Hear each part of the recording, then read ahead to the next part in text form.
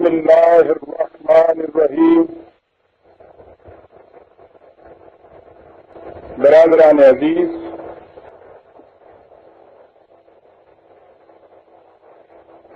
آپ دنیا کی کسی قوم کو دیکھیے، آپ دیکھیں گے کہ انہوں نے سال میں کچھ دن ایسے رکھے ہوں گے جنہیں وہ قوم اپنے قومی تہوار کے طور پر مناتی ہوگی. جب مسلمان دنیا میں آئے تو ان کے ذمے کائنات کے سنوارنے کا اتنا عظیم پروگرام دے رکھا تھا کہ انہیں فرصت ہی نہیں تھی کہ یہ تہوار مناتے پھریں. اکنو کرا دماغ کے فرصت دے باغ باں بلبل چے گفتو گل چے شنیدو صبا چے کرد. لیکن اس کے باوجود ان کی ملی زندگی میں بھی کچھ واقعات ایسے آئے جن کی یاد کا قائم رکھنا ضروری سمجھا گیا، اور ان میں ایک عظیم واقعہ تو وہ ہے جسے خود اللہ تعالی نے کہا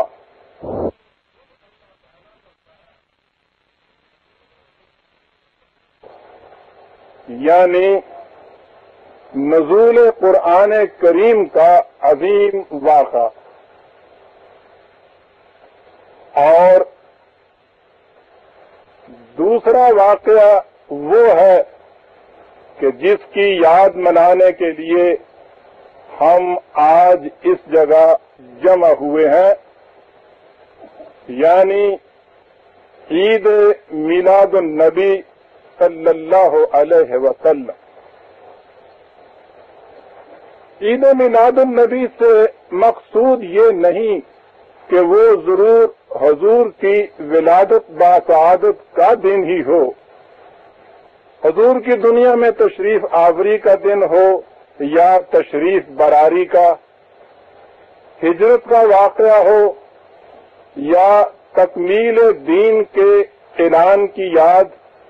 مقصد صرف یہ ہے کہ کوئی دن ایسا ہونا چاہیے کہ جس میں سیرت طیبہ کا تذکار جلیلہ تمام اہل دنیا کے لیے فردوس گوش بن سکے.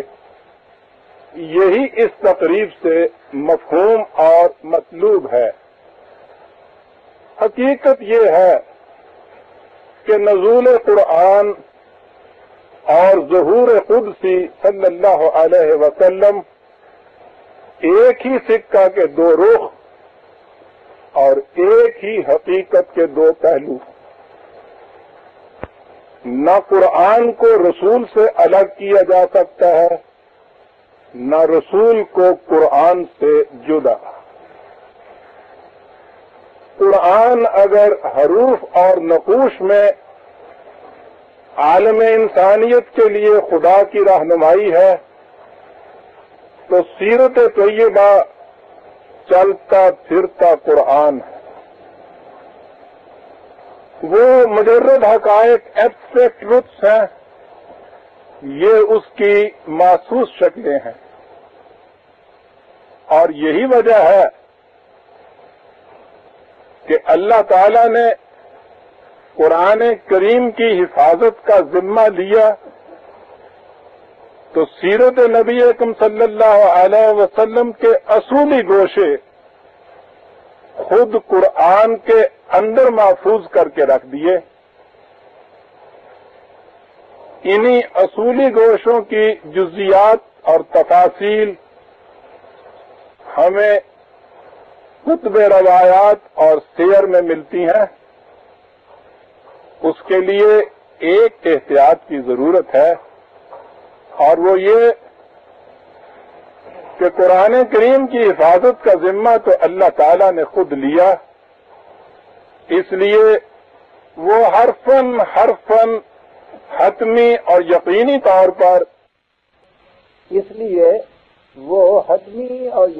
طور پر بالکل صحیح اور منزہ عن الخطا ہیں، لیکن جو تفاصیل کتب احادیث اور سیر میں آئی ہیں، کیونکہ وہ انسانوں کی مرتب اور جمع کرتا ہے، اس لیے ان میں سہو اور خطا کا امکان ہے۔ تازہ یہ ہے کہ قرآن کریم نے سیرت طیبہ کو جن اصولوں کے تحت بیان کیا ہے، تفاصیل میں جاتے وقت ہمیں ان اصولوں کو معیار رکھنا چاہیے۔ حضور کی حیات طیبہ کے جو واقعات قرآن کے ان اصولوں کے مطابق نظر آئیں، انہیں صحیح تسلیم کر لینا چاہیے۔ میں نے اسی اصول کو اپنی زندگی میں اپنے سامنے رکھا، اسی کے مطابق میں نے سیرت نبی اکرم صلی اللہ علیہ وسلم پر اپنی ضخیم تالیف معراج انسانیت کو مرتب کیا، اور اسی اصول کے تابع میں آپ کے سامنے آج کچھ پیش کروں گا۔ سیرت طیبہ جیسا میں نے عرض کیا ہے، وہ تو قرآن ہی کی ایک زندہ تفسیر ہے، اور جیسا کہ کہا گیا ہے، گوہر میں آب گوہر کے سوا کچھ اور نہیں، لیکن وقت کی تنگی کی وجہ سے یہ نہیں ہو سکتا کہ میں اس گوہر آبدار کے تمام گوشے آپ کے سامنے لا سکوں۔ اس کا ایک درخشندہ اور تابناک گوشہ آپ کی خدمت میں پیش کرنے کی کوشش کروں گا۔ وما توفیقی الا باللہ العلی العظیم۔ عنوان ہے اس کا شہنشاہ بوریا نشین صلی اللہ علیہ وسلم۔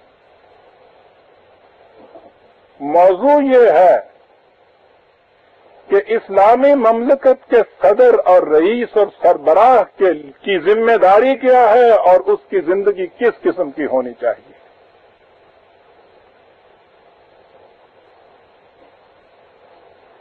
امید ہے کہ آپ اس عنوان کو بھی مفید پائیں گے۔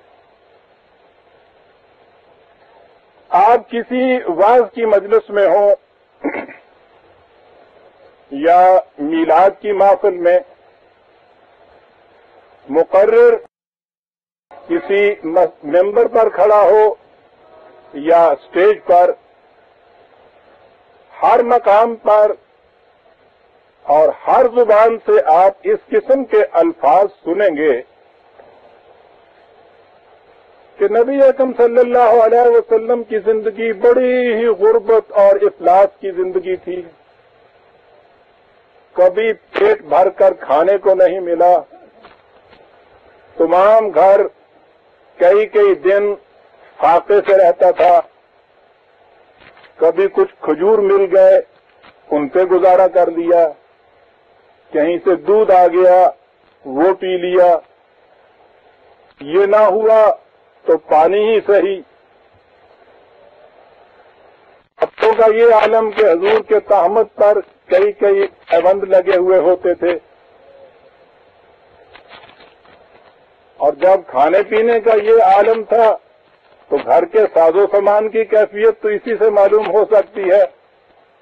ایک چھوٹا سا کمرہ، دروازے پر کمبل کا ایک پردہ، زمین پر ایک چٹائی، کھجور کے پتوں کا ایک گدا۔ مولانا شبلی اپنی سیرت میں اس زندگی کا نقشہ ان الفاظ میں پیش کرتے ہیں۔ وہ کہتے ہیں کہ صحیح بخاری باب الجہاد میں روایت ہے کہ وفات کے وقت آپ کی زرہ ایک یہودی کے ہاں 3 سا جو پر گرو تھی۔ جن کپڑوں میں آپ نے وفات پائی ان میں اوپر تلے تیوند لگے ہوئے تھے۔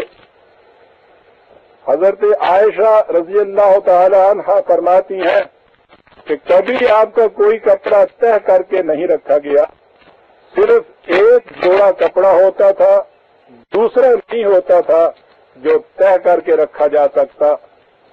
گھر میں اکثر فاقہ رہتا تھا اور رات کو تو اکثر آپ اور سارا گھر بھوکا سوتا تھا۔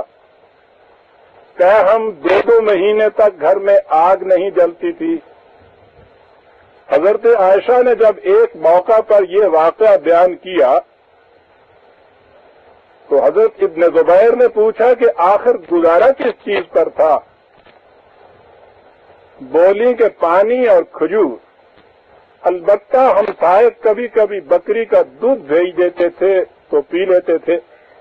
آپ نے تمام عمر کبھی چپاتی کی صورت نہیں دیکھی۔ حضرت عائشہ فرماتی ہیں کہ تمام عمر یعنی مدینہ کے قیام سے وفات تک آپ نے کبھی 2 وقت سیر ہو کر روٹی نہیں کھائی۔ ایک دفعہ ایک شخص خدمت اقدس میں حاضر ہوا کہ سخت بھوکا ہوں۔ آپ نے ازواج مطہرات میں سے کسی کے ہاں کہلا بھیجا کہ کچھ کھانے کو بھیج دو۔ جواب آیا کہ گھر میں پانی کے سوا کچھ نہیں۔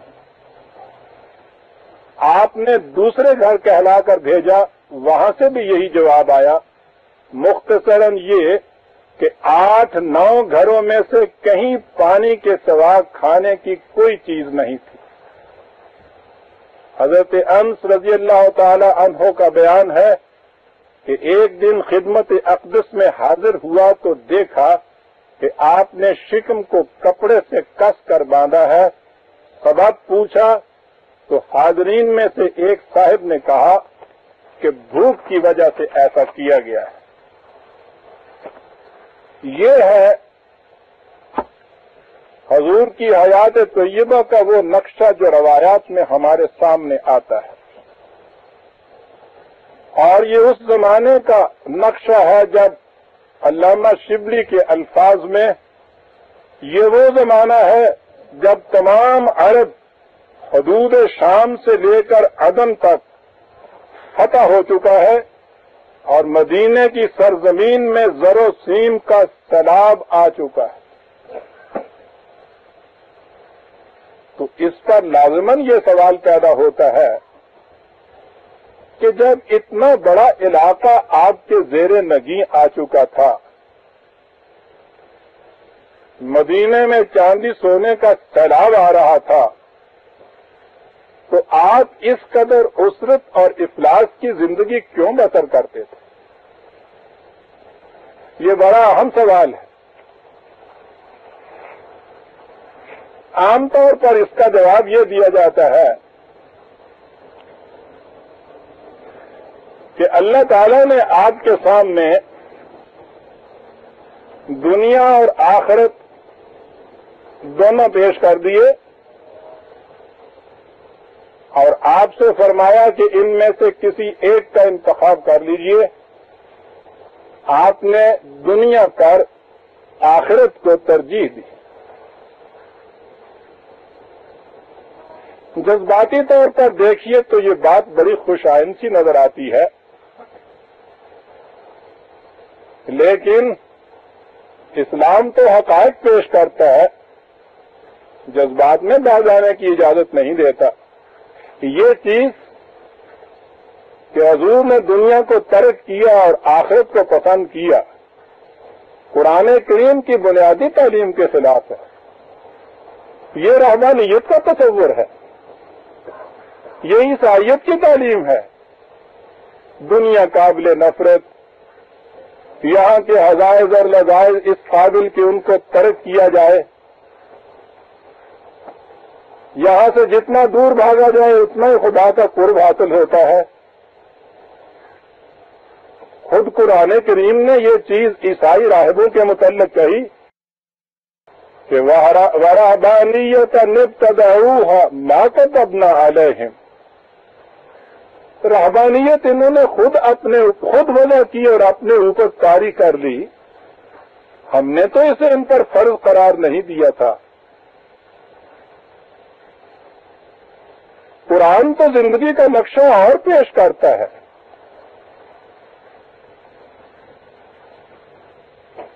وہ دنیا کی زیب و زینت کی چیزوں کو خدا کا عطا کردہ رزق طیب قرار دیتا ہے.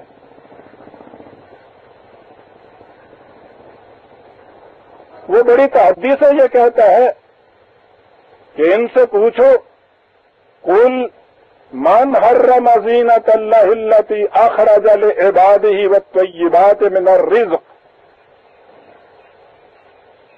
پہلی آیت جو میں نے تلاوت کی اس کا ریفرنس تھا 57/27، 57/27. دوسری آیت اس کا ریفرنس، اس کا حوالہ ہے 7/32، 7/35. قل من حرم زینت اللہ التی اخرج لعبادہ والطیبات من الرزق. ان سے پوچھو کہ وہ کون ہے کہ جو دنیا کی زیب و زینت کی چیزوں کو اور اس سامان زینت کو جو خوشگوار بنایا ہے خدا نے، کون ہے جو اس کو حرام قرار دے سکتا ہے؟ بڑی تحدی کی چیز ہے یہ. قرآن نے تو مومن کی زندگی یہ بتائی ہے کہ وہ کائنات کی تمام قوتوں کو مسخر کرے اور اس کے بعد انہیں قوانین الہیہ کے مطابق انسانیت کی بہبود اور موقع اور حالی کے لیے صرف کرے. جس قرآن کی یہ تعلیم ہو، اس قرآن کا زندہ پہ کر نبی اکرم صلی اللہ علیہ وسلم، ان کی زندگی یہ نہیں ہو سکتی کہ وہ دنیا کو ترک کریں اور یہاں کی زیب و زینت اور خوشگوار رزق سے دور بھاگیں، اور ان کی کیفیت یہ ہو کہ انہوں نے دنیا کو چھوڑ کر آخرت کی زندگی اپنے لیے پسند فرمائی. تو جب سوال یہ کہ یہ اس لیے نہیں تھا کہ حضور نے دنیا کو ترک فرما دیا تھا، پھر وہی بات سامنے آ جاتی ہے کہ اس کی وجہ کیا تھی.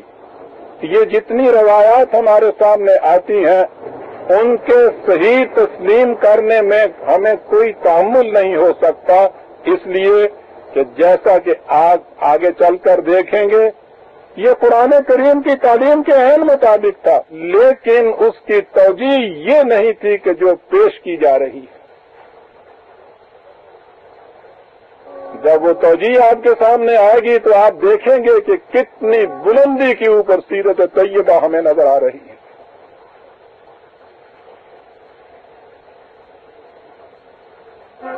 زمانہ وہ ہے ہمارے سامنے جب مدینہ میں ایک مملکت کا قیام ہو چکا ہے اور آپ ہیڈ آف دی اسٹیٹ کی اعتبار سے زندگی بسر کر رہے ہیں، بحیثیت رئیس مملکت،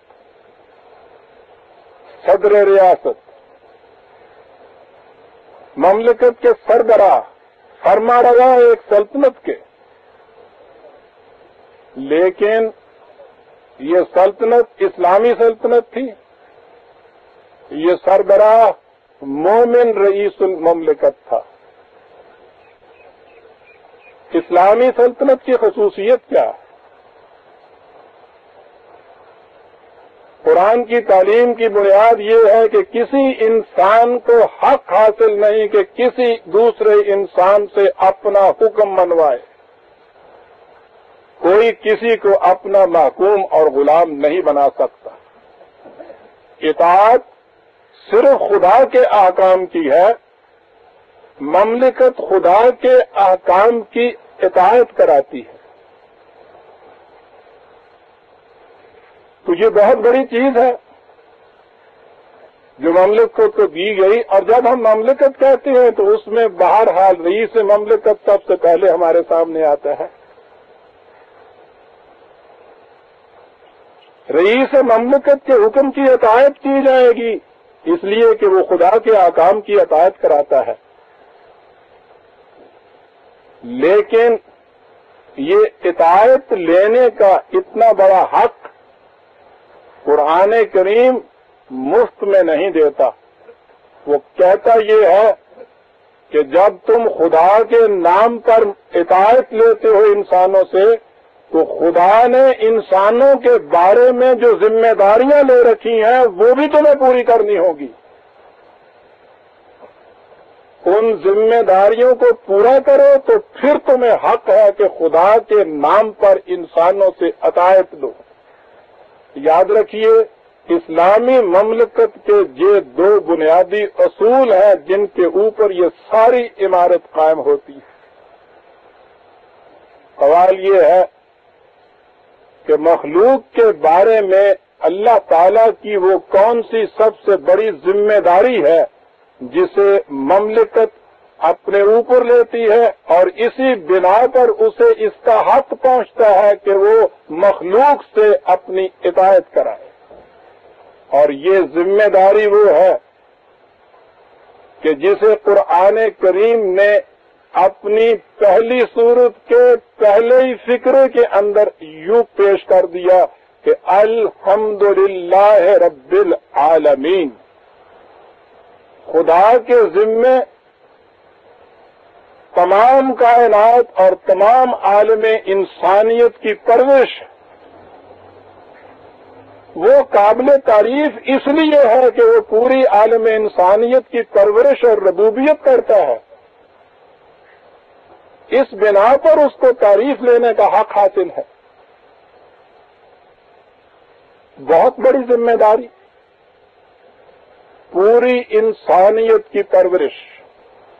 اور جب اسلامی مملکت کا قیام ہوگا تو یہ ذمہ داری اسلامی مملکت کے اوپر عائد ہو جائے گی اور اس کا سربراہ اس ذمہ داری سے عہدہ برا ہونے کے لیے سب سے پہلا فرد ہوگا کہ جو مسئول ہو جائے گا, ریسپانسیبل ہو جائے گا اس کا.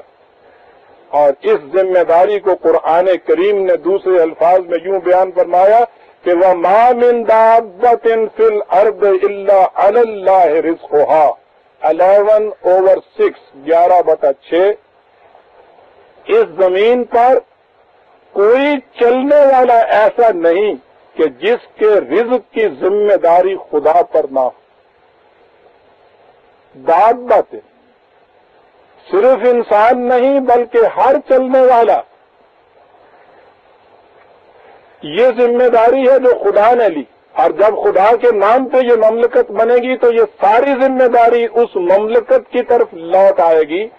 اور اسی لیے کہا اس مملکت سے کہ تم اعلان کر دو کہ نحن نرزقکم وإیاہم, ہم تمہاری اور تمہاری اولاد کی سامان زندگی کی ذمہ داری لیتے ہیں.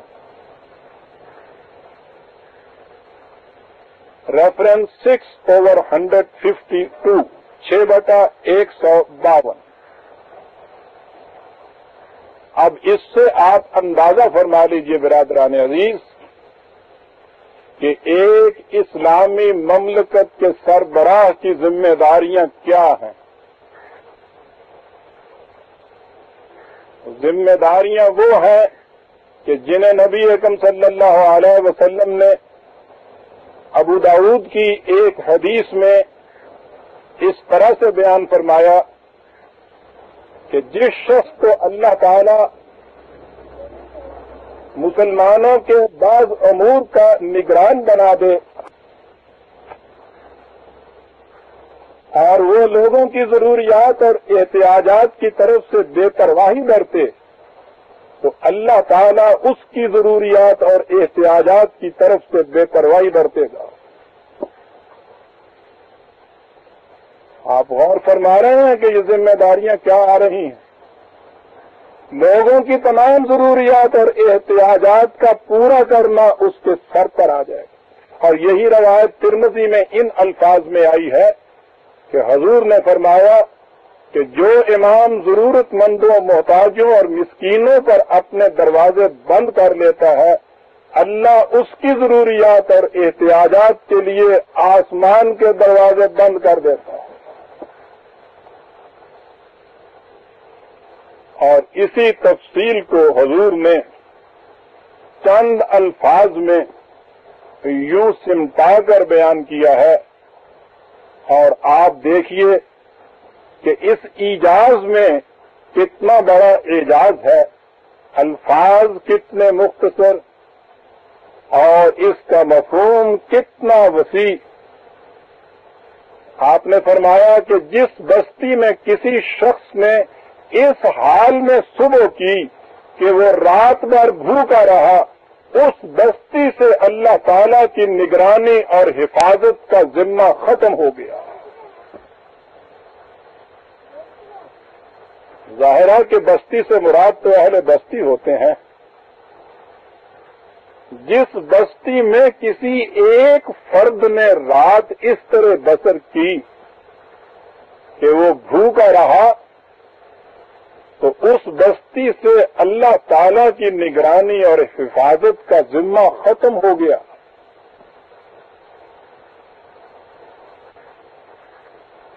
یہ جو بستی کہی گئی ہے یہ تو مملکت کی ایک بستی ہوگی، اور اس کی الٹیمیٹ ریسپانسبلٹی، آخری ذمہ داری تو رئیس مملکت کے سر پہ عائد ہوگی۔ تو جس مملکت میں یہ کیفیت ہو کہ ایک رات ایک شخص بھوکا سو جائے اور اس حالت پہ اسے صبح ہو جائے، اس کی حفاظت اور نگرانی کی ذمہ داری خدا کہتا ہے کہ ہم نے ختم کر دی۔ مملکت کا فریضہ یہ ہے کہ وہ کسی فرد کو کسی وقت بھی محسوس تک نہ ہونے دے کہ وہ لاوارث اور تنہا ہے۔ اسی لیے حضور نے یہ فرمایا، اور یہ ترمذی کی حدیث ہے، آپ نے فرمایا کہ جس کا کوئی سرپرست نہ ہو اس کا سرپرست اللہ اور اس کا رسول ہوتا ہے۔ یہ سرپرستی صرف غریبوں تک ہی محدود نہیں ہے۔ دوسری روایت میں ہے جو ابو عبید نے کتاب الاموال میں درج کی ہے کہ آپ نے فرمایا کہ اللہ اور اس کا رسول تمہارے محتاجوں کا اور ان کا کہ جنہیں سردست کچھ ضرورت نہ ہو، سب کا والی، سب کا سرپرست ہوتا ہے۔ حتیٰ کہ یہ بھی حضور نے فرمایا کہ میں مسلمانوں سے خود ان کے اپنے افراد کی نسبت زیادہ قریب ہوں۔ صدر مملکت افراد مملکت کے اپنے رشتہ داروں کی نسبت ان سے زیادہ قریب ہوتا ہے، اور اس قرب کی تفصیل ملاحظہ فرمائیے۔ فرمایا کہ ان میں سے جو مقروض وفات پا جائے اس کے قرضے کی ذمہ داری مجھ پر عائد ہوتی ہے۔ دوسرے مقام پر ہے کہ آپ نے فرمایا کہ اگر کوئی شخص کچھ ترکہ چھوڑ کر مرتا ہے تو وہ تو اس کے گھر والوں کے لیے ہے، لیکن جو کسی کو بے سہارا چھوڑ جائے تو اس کی ذمہ داریاں میرے اوپر عائد ہوتی ہیں۔ یہ ترمذی کی حدیث ہے جو میں نے ابھی تلاوت کیا، آپ کے سامنے پیش کی۔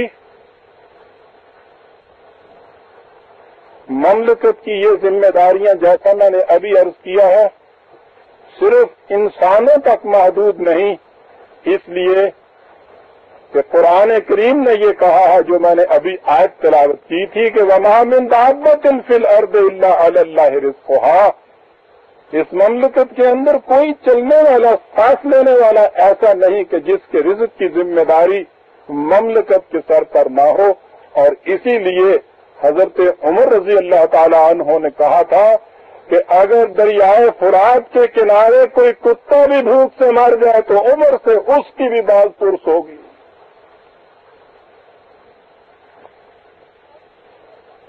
واضح رہے کہ یہ صحابہ کے بعد بھی تو حضور ہی کے تربیت یافتہ تھے، اس لیے ان کی زندگی میں بھی ہمیں اگر قرآن کے احکام کی کوئی تفسیر ملتی ہے تو وہ در حقیقت اسی شمع نبوت ہی کی کرنیں ہیں جو اس انداز سے ہمارے سامنے آتی ہیں۔ لہذا حضور کی سیرت طیبہ کا ساتھ صحابہ کبار کی زندگیوں کے اس ایسے واقعات ان کا تعلق بڑا بنیادی اور گہرا ہے۔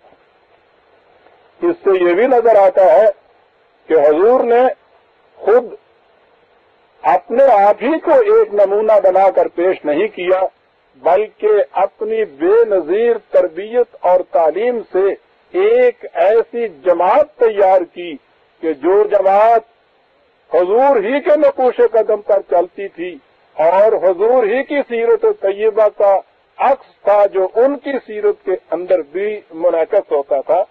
اس لیے میں حضور کی سیرت کے ساتھ ان صحابہ کبار کی زندگی کے کچھ واقعات بھی طبعاً اور ضمناً پیش کروں گا۔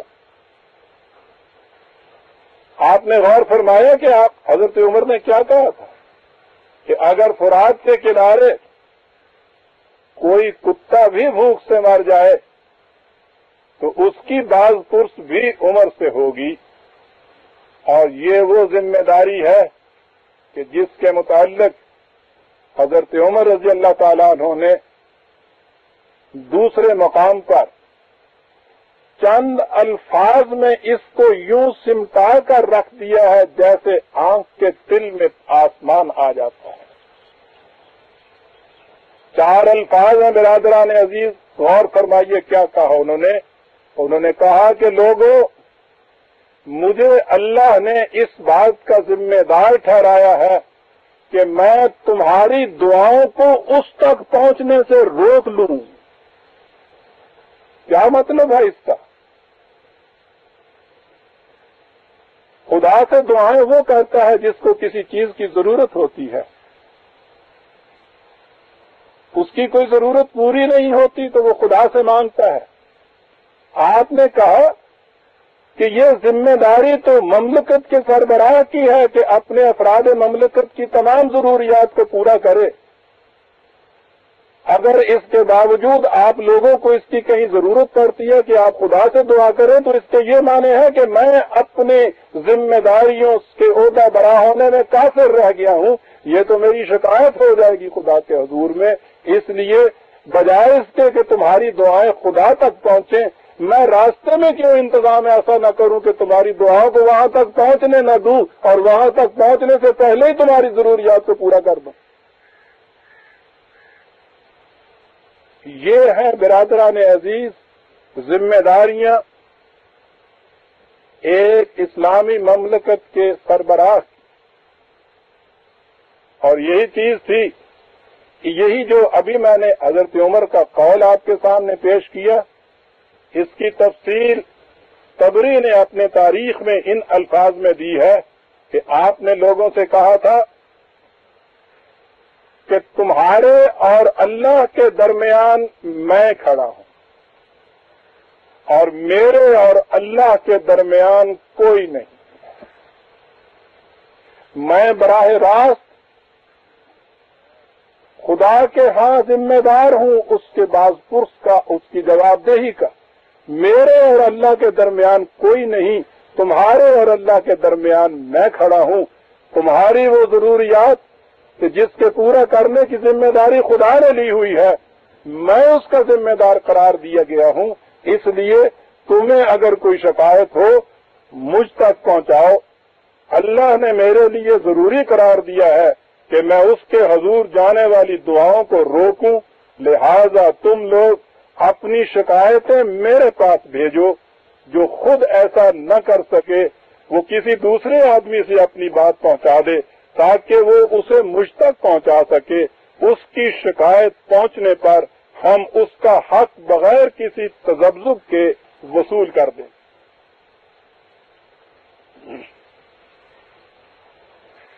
یہ تھی برادران عزیز اس نظام کی ذمہ داریاں جس کی بنیاد نبی اکرم صلی اللہ علیہ وسلم کے مقدس ہاتھوں سے رکھی گئی تھی۔ حضور کی زندگی کے 2 حصے ہیں، ایک مکی زندگی ہے، ایک مدنی زندگی ہے۔ مکی زندگی تنظیم کا زمانہ ہے، دعوت کا زمانہ ہے، آنے والی زندگی کے لیے ایک تیاری کا زمانہ ہے۔ یہ زمانہ جماعت کے لیے بڑی ہی اسرت کا زمانہ تکلیفوں کا زمانہ تھا، لیکن خود نبی اکرم صلی اللہ علیہ وسلم کی زندگی اس زمانے میں بھی افلاس اور ناداری کی زندگی نہیں تھی، اس لیے کہ یہ تو مکی آیت ہے جس میں خود اللہ تعالیٰ نے حضور کے متعلق یہ کہا کہ وَوَجَدَكَ عَائِلًا فَأَغْنَىٰ 93/8 ہم نے تجھے تنگ دست پایا تو تمہیں اتنا کچھ دے دیا کہ تم غنی ہو گئے۔ تو مکے کی زندگی میں بھی یہ صورت نہیں تھی کہ حضور پر افلاس و غربت طاری تھی، لیکن ذمہ داریاں تو وہ ساری اس وقت بھی تھیں کہ جو بعد میں عائد ہونے والی تھی۔ ایک جماعت غریبوں اور ناداروں کی، چاروں طرف سے مصائب کا ہجوم، اس کے اندر گھری ہوئی یہ مختصر سی جماعت، یہ اس جماعت کا داعی، اس نے اپنی ذمہ داریوں کو محسوس کیا تھا۔ اس زمانے میں یہ ذمہ داریاں کس طرح سے پوری ہوا کرتی تھیں، اس کے متعلق حضور نے ایک بڑے شگفتہ انداز میں بات کہی ہے۔ یہ روایت صحیحین میں آئی ہے، بخاری اور مسلم دونوں میں۔ ایک صحابی ہیں حضرت ابو موسیٰ اشعری رضی اللہ تعالی عنہ۔ حضرت ابو موسیٰ سے روایت ہے کہ اشعر کے قبیلہ والوں کے ہاں یہ دستور تھا کہ جب کسی جنگ میں ان کے ہاں کھانا تھوڑا رہ جاتا یا ان کے بال بچوں پر ویسے ہی فاقہ کی نوبت آ جاتی تو یہ لوگ اپنے اپنے کھانے کی چیزوں کو ایک جگہ جمع کر لیتے اور ایک برتن میں برابر حصے لگا کر آپس میں تقسیم کر لیتے۔ حضور نے فرمایا کہ یہ لوگ مجھ سے ہیں اور میں ان سے ہوں۔ اس سے نظر آ جاتا ہے کہ مکے کی زندگی میں اس جماعت کا انداز اور نہج کیا تھا، وہی کہ جو اشعر کے قبیلے والوں کا تھا کہ جب تنگی آ جاتی تو جو کچھ کسی کے پاس موجود ہوتا وہ سب ایک دسترخوان پر اکٹھا کر دیتے اور سب مل بانٹ کر اسے کھا لیتے۔ اب ظاہر ہے کہ اس میں اس جماعت کا داعی، اس کا امیر، وہ تو الگ نہیں رہ سکتا تھا، وہ تو سب سے پہلے اس دسترخوان پر آئے گا، جو کچھ بھی گھر میں ہوگا وہ سب سے پہلے لائے گا، اور اس کے بعد آگے چل کر ہم دیکھیں گے کہ باقی تو پھر برابر برابر کا کھائیں گے، یہ سب سے کم کھائے گا، اس لیے کہ اس کے سامنے قرآن کا یہ حکم بھی ہے کہ یؤثرون علی انفسہم ولو کان بہم خصاصہ، یہ دوسروں کی ضرورت کو اپنے اوپر ترجیح دیتے ہیں، خواہ انہیں خود تنگی میں کیوں نہ گزارا کرنا پڑے۔ جیسا میں نے عرض کیا برادران عزیز، رسول کی زندگی تو قرآن کے ان احکام اور ان اصولوں کی چلتی پھرتی تصویر ہوتی ہے۔ وہ دوسروں کی ضروریات کو اپنی ضرورت پر ترجیح دیتا ہے، خود تنگی میں گزارا کرتا ہے۔ یہ مکی زندگی تھی، لیکن ہم فوراً مدنی زندگی میں پہنچتے ہیں، جہاں ہم نے دیکھا ہے کہ ایک مملکت وجود میں آ چکی ہے، اس کی آمدنی بھی کافی آ رہی ہے، لیکن اس کے ساتھ ہی ذمہ داریاں بھی تو اتنی ہی بڑھ گئی ہیں۔ پہلے اگر مکے کی زندگی میں جماعت کے چند نفوس تھے تو اب اتنی بڑی مملکت آ گئی، جس مملکت کے اندر کھانے پینے والے لوگ کم تعداد میں، مفلس اور نادار بڑی کثرت سے۔ مدنی زندگی میں کیا کیفیت تھی اس مملکت کی؟ قرآن کریم اسے ان الفاظ میں اس کا نقشہ تھا ہمارے سامنے کھینچتا ہے۔ سورہ توبہ میں ہے، وہاں یہ ہے کہ جنگ میں جانے کے لیے فلاں پر بھی کوئی حرج نہیں، فلاں کے ذمہ بھی کوئی الزام نہیں، وہ کچھ شکیں گنائی ہیں، اور ان میں ایک شق یہ ہے کہ وَلَا عَلَى الَّذِينَ إِذَا مَا آتَوْكَ لِتَحْمِلَهُمْ قلت لا اجد ما احملكم علیہ تولوا وأعينهم تفيض من الدم حزنا الا يجدوا ما ينفقون 9/92 9/92 یہ لوگ تیرے پاس آتے ہیں جہاد میں شریک ہونے کا ایک جذبہ بے پناہ اپنے دلوں میں لیے ہوئے، آ کر کہتے ہیں کہ ہمارے پاس سواری نہیں ہے، سواری کا انتظام کر دیجئے۔ اور کہا کہ تمہاری یہ کیفیت کہ سواری کا انتظام تمہارے پاس بھی نہیں ہوتا۔ وہ یہ سنتے ہیں تو واپس جاتے ہیں اس حالت میں کہ ان کے آنکھوں سے آنسوؤں کی جھڑی بہ رہی ہوتی ہے کہ کاش آج ہمارے پاس کچھ ہوتا تو ہم جہاد میں شریک ہونے سے محروم کیوں رہ جاتے۔ ان کی آنکھوں میں بھی آنسو ہیں، اور ظاہر ہے کہ یہ جو اس بے بسی کے عالم میں انہیں انکار کر رہا ہے کہ میرے پاس بھی کچھ نہیں، اس کی آنکھوں میں بھی آنسو دبدبا رہے ہوں گے۔ سلطنت کے آغاز کی کیفیت یہ ہوتی ہے، بڑی ذمہ داریاں سر پہ عائد ہوتی ہیں، آمدنی بہت کم تھی ابھی، اس لیے وہاں کی کیفیت یہ تھی مدنی زندگی ہمارے سامنے جو آئی۔ اب اس زندگی میں آپ دیکھیے، جیسا میں نے عرض کیا ہے کہ مملکت کے رئیس کو اپنی زندگی کو نمونہ بنا کے پیش کرنا ہوتا ہے، نمونہ قرآن کریم کے احکام کا، نمونہ باقی ارباب نظم و نسق کے لیے، نمونہ پوری ملت کے لیے، آنے والوں کے لیے، کہ اسلامی مملکت کے ذمہ دار ارباب جو ہیں ان کی ذمہ داری کیا ہے، اور ان کو اس مملکت کی آمدنی میں سے کتنا کچھ لینا چاہیے۔ حضرت عمر رضی اللہ تعالیٰ عنہ سے ایک دن کسی نے پوچھا کہ اللہ کے مال میں آپ کے لیے کتنا کچھ جائز ہے؟ آپ نے جواب میں کہا کہ کپڑوں کے 2 جوڑے، ایک جاڑے کا اور دوسرا گرمی کا، حج اور عمرہ کے لیے ایک احرام، اور میرے اہل و عیال کے لیے فی کا اتنا کھانا جو قریش کے ایک عام آدمی کی خوراک ہے، نہ اس سے زیادہ نہ اس سے کم۔ اس کے بعد میں مسلمانوں کا ایک فرد ہوں، جو ان کا حال سو میرا حال۔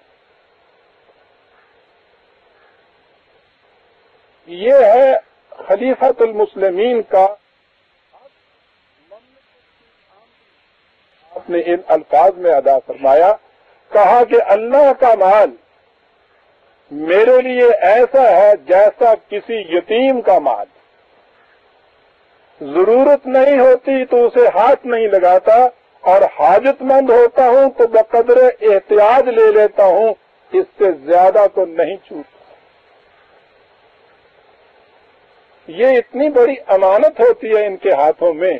تو قرآن کریم نے یتیم کے مال کے متعلق یہ کہا ہے نا کہ جو اس کا بندوبست کرے، اگر اس کو احتیاج نہ ہو تو اس میں سے کچھ نہ لے، اور اگر ضرورت ہے تو صرف بقدر ضرورت اس کے اندر سے وہ لے سکتا ہے۔ آپ نے کہا کہ جو حکم یتیم کے مال کا ہے، مملکت کے مال کے متعلق وہی حکم مجھے دیا گیا ہے، اس لیے اس میں سے میرے لیے اتنا ہی جائز ہے، اس سے زیادہ جائز نہیں۔ اور میں پھر عرض کر دوں کہ یہ چیز اس لیے نہیں تھی کہ یہ لوگ زہد و تورع کے اس تصور کو لیے ہوئے تھے جو خانقاہیت کا اور رہبانیت کا پیدا کرتا ہے، کہ زندگی اسرت کی گزرے، پھٹے ہوئے کپڑے ہوں، فاقوں سے زندگی گزر رہی ہو، کوئی دنیاوی ساز و سامان نہ ہو، اسے وہ قرب الہی کا باعث سمجھے۔ بالکل نہیں۔ یہ حضرت عمر رضی اللہ تعالیٰ عنہ کی یہ قول بھی تو ہمارے سامنے ہے کہ ایک دن آپ نے ایک اس قسم کے زاہد کو دیکھا تو اس کے پاس گئے اور اس سے یہ کہا کہ خدا تجھے موت دے، ہمارے دین کا کیوں گلا گھونٹتا ہے؟ یہ ترک دنیا کی زندگی اور اس کو زہد اور تقوی سمجھنا، اسے قرب خداوندی کا ذریعہ قرار دے دینا، کتنے صحیح الفاظ میں آپ نے فرمایا کہ خدا تجھے غارت کرے، تو ہمارے دین کا کیوں گلا ڈھونڈتا ہے؟ دین تو کشاد کے لیے آیا ہے، تنگیاں پیدا کرنے کے لیے یہ نہیں آیا۔ تو میں نے کہا یہ جو زندگی بسر ہوتی تھی کہ ایک جوڑا کپڑے کا، پھر اتنا سا کھانا جتنا قریش کے ایک آدمی کے لیے ہو، اس لیے نہیں تھا کہ ان کے نزدیک ایک مومن کی زندگی زہد و تورع کی اس قسم کی زندگی ہونی چاہیے، بلکہ اس لیے تھا جو میں آگے چل کے عرض کرتا ہوں کہ ان کا اصول یہ تھا کہ رئیس مملکت کی زندگی مملکت کے غریب تر فرد کے معیار کے مطابق ہونی چاہیے، اور اس کی مثال وہ ہے کہ ایک دن آپ کھانا کھا رہے تھے کہ اسی دوران میں مصر کا گورنر آ گیا، آپ نے اندر بلا لیا، اس نے دیکھا کہ آپ جو کی روٹی کھا رہے ہیں، اس نے کہا کہ اب تو مصر کا اتنا گیہوں یہاں آ رہا ہے کہ جس سے آپ تمام حضرات گیہوں کی روٹی کھا سکتے ہیں، تو پھر آپ جو کی روٹی کیوں کھا رہے ہیں؟ سنیے کہ آپ نے کیا جواب دیا، اور اسی جواب کے اندر یہ سارا نقشہ ہمارے سامنے آ جاتا ہے کہ ایسی زندگی کیوں بسر ہوتی تھی۔ آپ نے کہا کہ مجھے آج اس کا تو یقین ہے کہ مملکت کے ہر فرد کو جو کی روٹی مل رہی ہے، اگر تم مجھے اس کا یقین دلا دو کہ ہر فرد کو گیہوں کی روٹی مل رہی ہے تو پھر میں بھی گیہوں کی روٹی کھا لوں گا۔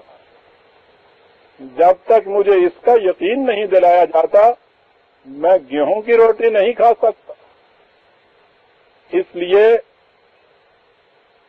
کہ مملکت کے سربراہ کی زندگی اس فرد کی زندگی ہونی چاہیے کہ جس کا معیار مملکت کے اندر کم از کم درجے پر ہو۔ اور جب آپ سے کہا گیا کہ آپ اپنے آپ کو بالآخر اتنی مشقت میں کیوں ڈالتے ہیں، تو آپ نے اس کا جواب دیا کہ میں رعایا کی دیکھ بھال کیسے کر سکتا ہوں جب تک مجھ پر وہ کچھ نہ بیتے جو اس پر بیتتی ہے۔ اس لیے یہ ضروری تھا کہ افراد مملکت میں سے جو کم از کم درجے پہ جیتا ہے اس کی زندگی بسر کی جائے تاکہ یہ محسوس معلوم ہو جائے کہ ان پر کیا بیتتی۔ حضرت عمر کے زمانے میں ایک دفعہ قحط پڑا تھا تو باہر کی تمام بستیوں کے لوگ آ گئے، وہی دارالسلطنت تھا۔ اس زمانے کی یہ کیفیت تو نہیں تھی کہ سگنل دیا اور فوراً ہوائی جہازوں سے یا کم از کم ریلوے سے یا جہازوں سے ادھر ادھر سے فوراً غلہ آنا شروع ہو گیا۔ مدینے والوں کے اپنے ہی پاس اتنا کہاں زیادہ تھا کہ جو اتنا ہجوم ان لوگوں کا آ گیا ان کو بھی وہ پورا دیتے، لیکن پہلے ہی دن انتظام یہ ہوا کہ مدینے کے اندر کسی گھر میں چولہا گرم نہیں ہوگا، پوری آبادی خود ان صحت والوں کے اندر شامل ہو جائے گی اور جو کچھ موجود ہے اسے سب مل بانٹ کر کھا لیں گے۔ خود حضرت عمر بھی ان کے اندر شامل تھے۔ ایک واقعہ ہے کہ ایک دن وہ ان کے سامنے روٹی آئی، وہ گھی میں ذرا چوری کی ہوئی تھی۔ آپ بیٹھے تو ساتھ جو سامنے بیٹھا وہ ایک بدو تھا، آپ نے دیکھا کہ وہ لپک کے بڑے بڑے نوالے لینے لگا، اس طرف سے لینے لگا جس طرف ذرا گھی زیادہ تھا۔ آپ مسکرائے اور اس سے کہا کہ ایسا معلوم ہوتا ہے کہ تم نے کئی دنوں سے گھی نہیں کھایا۔ اس نے کہا کہ میں نے کیا، اس آبادی میں سے کسی نے بھی کئی دن ہو گئے نہ گھی دیکھا ہے نہ تیل دیکھا ہے، ہمیں تو روٹی میسر نہیں آتی تھی، گھی کہاں سے میسر آتا۔ آپ نے وہیں اس روٹی کو چھوڑ دیا اور اس کے بعد کہا کہ جب تک یہ قحط ختم نہیں ہو جائے گا میں گھی اور تیل کو ہاتھ نہیں لگاؤں گا، گوشت بھی نہیں کھاؤں گا۔ چنانچہ جب تک قحط ختم نہیں ہو گیا آپ نے گھی، تیل اور گوشت یہ کھانا بند کر دیا اور سوکھی روٹی پر گزارا کیا. اس پر آپ کی صحت پر بڑا سخت اثر پڑا، لیکن اس کے باوجود آپ نے اپنے اس عہد کو نہیں توڑا. اسی قحط کا تو وہ واقعہ ہے کہ ایک دن صبح کو دیکھا کہ رئیس مملکت امیر المومنین، ان کا پوتا، وہ ککڑی کھاتا چلا جا رہا ہے. آپ نے بیٹے کو بلایا اور اس سے کہا کہ مسلمانوں کو تو سوکھی روٹی نہیں مل رہی اور عمر کا پوتا فروٹ کھا رہا ہے. اس نے تحقیق کیا اور آگے بتایا کہ سرکار ہوا یہ تھا کہ صبح سب بچوں کو جو کھجوریں اور ان کی گٹھلیاں ناشتے میں ملی ہیں، اس بچے نے ایک بدو بچے سے وہ گٹھلیاں اور کھجوریں دے کے ایک ککڑی لے لی تھی. یہ ہے وہ فروٹ جو امیر المومنین کے پوتے کے حصے میں آتا ہے. سرکار کہیں سے کندھار سے انار نہیں آ رہے ہیں جو یہ کھا رہا ہے. اور کیفیت یہ تھی اس قحط کے بعد کہ لوگوں نے یہ کہا کہ اگر یہ قحط کچھ دن اور رہتا تو ہمیں خطرہ پڑ گیا تھا کہ بھوک سے لوگ تو شاید بچ جائیں، ان کے غم سے عمر نہیں بچ سکے گا. یہ تھی تعلیم نبوی، یہ تھا اس تعلیم کا اثر. یہ اسی لیے اثر تھا کہ حضور نے خود اپنی زندگی اس قسم کی بنا کر لوگوں کے سامنے پیش کی ہوئی. اور یہ تو پھر بھی ہم کہیں گے کہ صاحب خلفائے راشدین تک بات تھی، اس سے بھی آگے بڑھیے. تربیت کا اثر اس کسی خاص حلقے تک نہیں تھا. حضرت ابو عبیدہ عراق کے کمانڈر ان چیف فوجوں کے ملک کو فتح کیا. عراق کے بڑے بڑے جاگیرداروں نے اس فتح کی خوشی میں ان کی دعوت کی. شام کو ان کے سامنے دعوت میں بڑے اچھے اچھے عراق و ایران کے کھانے آئے.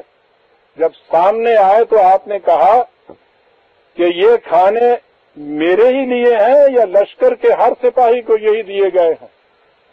انہوں نے کہا کہ نہیں، یہ تو خصوصی دعوت آپ کی ہے، اہل لشکر کو تو دوسرا کھانا دیا گیا ہے. آپ نے کہا کہ ہمارے ہاں یہ انداز نہیں ہے،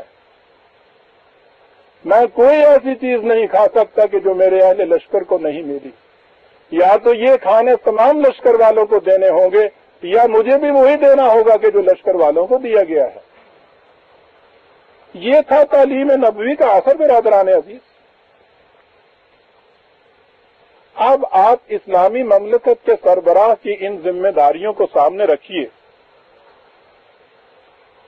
تو اس کے بعد یہ دیکھیے کہ نبی اکرم صلی اللہ علیہ وسلم کا معیار زندگی یہ کیوں تھا جو ہمارے سامنے روایات کے اندر آتا ہے، جس کی کیفیت یہ ہو کہ سب سے پہلے ہر ضرورت مند کی ضرورت کو پورا کرے اور سب سے آخر میں اپنی طرف دیکھے. اس کے پاس سامان زیست کیا ہو سکتا ہے، اس کا معیار زندگی کیا ہو سکتا ہے. اس لیے کہ یہ زمانہ تو وہ تھا کہ جس کے لیے قرآن کریم نے یہ کہہ دیا کہ یسألونک ماذا ينفقون قل العفو، یہ تجھ سے پوچھتے ہیں کہ جو کچھ بھی ہمارے پاس سامان زیست آتا ہے اس میں سے ہم کتنا دوسروں کی ضرورت کے لیے کھلا رکھیں. کہا کہ ان سے کہہ دو کہ جو کچھ تمہاری ضروریات سے زائد ہے سب کا سب. نظام یہ تھا مملکت کا کہ یہ تمام چیزیں ضروریات کے پورا کرنے کے لیے ہیں. جس کے پاس ضرورت سے زائد ہے وہ اس کو دے دے کہ جس کی ضرورت پوری نہیں ہو رہی ہے.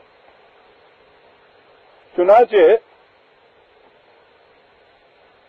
مسلم کی ایک روایت ہے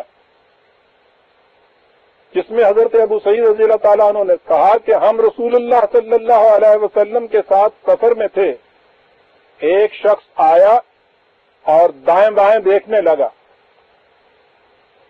آپ نے فرمایا کہ جس شخص کے پاس سواری ضرورت سے زائد ہو وہ اس آدمی کو دے دے جسے اس کی ضرورت ہو، جس کے پاس زاد راہ زیادہ ہو وہ اسے دے دے جس کے پاس زاد راہ نہ ہو۔ اسی طرح آپ نے بہت سی چیزوں کا ذکر فرمایا، حتیٰ کہ ہم نے سمجھ لیا کہ ہم میں سے کسی کو بھی ضرورت سے زائد کوئی چیز رکھنے کا حق حاصل نہیں، اس لیے کہ قرآن کا ارشاد سامنے تھا کہ ضرورت سے زیادہ جتنا کچھ ہے وہ دوسروں کی ضروریات پوری کرنے کے لیے ہے، یہ رکھنے کے لیے نہیں ہے۔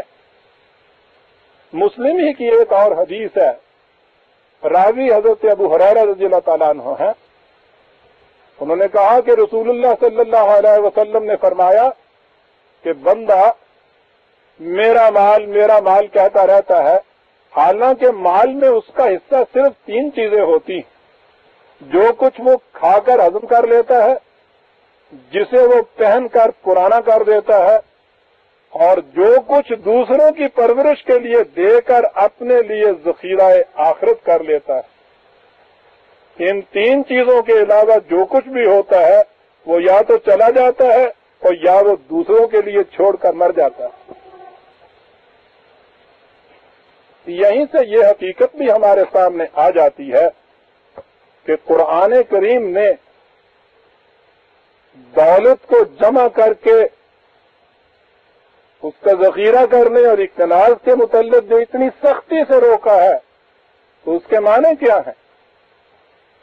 دولت کا تو لفظ اس کی دلالت کرتا ہے، اس کے لفظی معنی یہ ہے جو چیز گردش کرتی رہے، اور گردش کے متعلق قرآن کریم نے کہا ہے کہ یہ گردش اوپر کے طبقے کے اندر ہی نہ کرتی رہے، بین الاغنیان اغنیائی نہ ہو، یہ یاد رکھو، اس کی گردش پورے کے پورے معاشرے کے اندر ہونی چاہیے۔ اور جہاں تک دولت کو اس طرح سے جمع کر کے باندھ رکھنے کا تعلق ہے، سورہ توبہ کی یہ آیت کس نے نہیں دیکھی کہ والذین یکنزون الذھب والفضة ولا ينفقونها فی سبیل اللہ فبشرہم بعذاب علیم، 9/35 9/35۔ جو لوگ چاندی سونا مال و دولت جمع کر کے رکھتے ہیں اور اسے فی سبیل اللہ یعنی نوع انسانی کی ضروریات کو پورا کرنے کے لیے کھلا نہیں رکھتے ہیں، تو انہیں علم انگیز عذاب سے آگاہ کر دے، اس کی بشارت دے دے۔ یعنی اس نہج زندگی کا انجام بڑا دردناک اور علم انگیز ہے، اور یہ وہ نظام ہے کہ جس کو مٹانے کے لیے نبی اکرم صلی اللہ علیہ وسلم تشریف لائے تھے۔ اب یہاں سے یہ چیز ہمارے سامنے آ گئی کہ تمام افراد مملکت کی ضروریات کا پورا کرنا اسلامی مملکت کا فریضہ ہوتا ہے، اور مملکت کا یہ فریضہ اس طرح سے پورا ہوتا ہے کہ ہر فرد کاسب پوری محنت سے کمائے اور اپنی ضروریات سے جو کچھ زائد ہو وہ دوسروں کی ضروریات کے لیے نظام کی تحویل میں دے دے، تاکہ وہ یہ دیکھے کہ کہاں کہاں اس کی ضرورت ہے وہاں اسے صرف کرے، اور کہاں کہاں اس کی ضرورت ہے وہاں اسے صرف کرے۔ اور اس معاملے میں سب سے پہلے نمونہ خود ظاہر ہے کہ سربراہ مملکت کو بننا ہوگا، ارباب نظم و نسق کو بننا ہوگا، کہ وہ اگر یہ نمونہ نہیں کام کریں گے دوسرے اس نمونے کے اوپر کیسے چلیں گے۔ میں نے یہاں کہا ہے کہ اپنی ضروریات سے زائد جو کچھ ہو اسے اپنے سے زیادہ ضرورت مندوں کی ضروریات پورا کرنے کے لیے نظام کی تحویل میں دے دے۔ سوال یہ پیدا ہوتا ہے کہ اپنی ضروریات کا تعین کس طرح سے ہوگا؟ اصل میں یہ سوالات اس لیے پیدا ہوتے ہیں کہ تعلیم تو ہمارے سامنے ہوتی ہے قرآن کی، اور مخاطب مسلمان ہوتے ہیں ہمارے جیسے، وہ یہاں آ کے فٹ ہی نہیں کرتی۔ چنانچہ اس کے متعلق بارہا مجھ سے کہا گیا کہ یہ جو کہہ دیا آپ نے کہ اپنی ضروریات سے زائد جو ہوگا وہ دوسرے کے لیے ہوگا، تو ضروریات کا تعین ہی کچھ نہیں ہو سکتا۔ کوٹھیاں بنائیے، موٹریں رکھیے، نوکر چاکر ہوں، یہ تمام جتنے بھی سامان زیب و زینت ہیں قرآن نے حرام نہیں کیا، یہ سارا کچھ ہونا چاہیے، تو ضرورت کی تو کوئی حد ہے نہیں، تو بات تو وہیں آ جائے گی۔ یہ کیوں سوال پیدا ہوتا ہے؟ اس لیے کہ تعلیم قرآن کی اور جن کے اوپر اس تعلیم کو، جن کے اوپر اطلاق اس کا کیا جاتا ہے، وہ ہمارے جیسے مسلمان، کہ جن کی کیفیت یہ ہے کہ بھوکے کے منہ سے لقمہ نکال کے بھی اپنے پاس رکھ لیں، ان کے لیے تو ٹھیک ہے۔ اگر ان کو چھوڑ دیا جائے کہ اپنی ضروریات کے مطابق رکھو، اس سے زائد نہ رکھو، تو ان کی ضروریات کی تو حد نہیں ہوگی۔ برادران عزیز، یہ وجہ ہے کہ قرآن کا نظام، وہ سیاسی ہو، تمدنی ہو، یا معاشرتی ہو، یا معاشی نظام ہو، وہ نظام ان لوگوں کے لیے ہے کہ جن کے قلب و دماغ میں قرآن کے مطابق انقلاب آ چکا ہو،